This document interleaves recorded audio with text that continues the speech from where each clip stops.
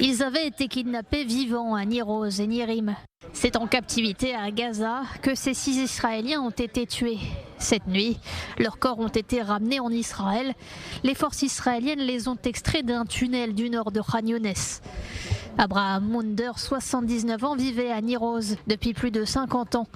Sa famille ne savait pas s'il était encore en vie.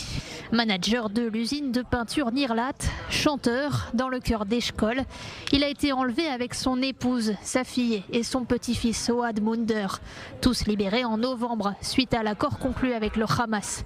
Roy, le fils d'Abraham, a lui été assassiné le 7 octobre. Alex Danzig, 75 ans, résident de Niroz, est arrivé de Pologne avec ses parents à l'âge de 9 ans. Fils de survivants de la Shoah, historien, éducateur et agriculteur, il a organisé les premiers voyages d'étudiants juifs en Pologne et a travaillé pendant 30 ans pour le mémorial Yad Vashem, où il a formé des milliers de guides. Les otages qui étaient avec lui en captivité ont raconté qu'il donnait des cours d'histoire à ses camarades. Yoram Metzger, 80 ans, résidait à Niroz. Il a été enlevé avec sa femme Tamar, libéré après 53 jours de captivité. Il laisse derrière lui 3 enfants et 7 petits-enfants. C'était un homme qui aimait les gens. Il faisait beaucoup de blagues. Il avait toujours des histoires à raconter, des énigmes. C'était un grand-père très dévoué.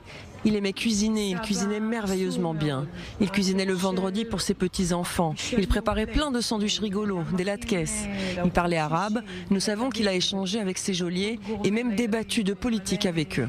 Chaim Perry, 80 ans, de Niroz, était professeur de cinéma et militant pour la paix. Cofondateur du vignoble de Niroz, de la galerie d'art et du jardin de sculpture de son kibboutz. Il a été enlevé dans l'abri de sa maison.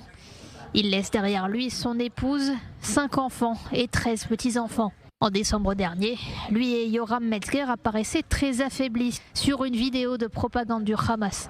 3 mois plus tard, l'organisation terroriste annonçait leur mort. En juin, Tzahal confirmait. Ils ont été tués ensemble. Yagev Borstab, 35 ans, enlevé à Nirim, était ingénieur du son. Passionné de musique, il fabriquait ses propres instruments. Il a été enlevé avec sa femme Rimon, libéré en novembre dernier.